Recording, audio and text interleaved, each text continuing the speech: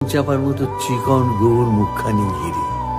মনে হলো কালো রঙে একটা গভীর দূরত্ব ঘনিয়ে নিয়েছে নিজের চারদিকে, যে দূরত্ব সর্ষে ক্ষেতের শেষ সীমানায় শালবনের নীলাঞ্জনে।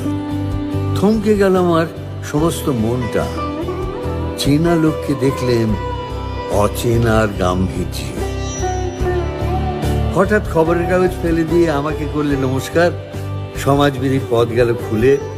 আলাপ করলেন শুরু, কেমন আছো, কেমন চলছে সংসার ইত্যাদি। সে রইল জানলার বাইরের দিকে চেয়ে, যেন কাছের দিনের ছোঁয়াচ পার হওয়া চাহনিতে। দিলে অত্যন্ত ছোট দুটো একটা জবাব, কোনোটা বা দিলেই না। বুঝিয়ে দিলে হাতের অস্থিরতায় কেন এসব কথা। আমি ছিলাম অন্য বেঞ্চিতে, ওর সাথে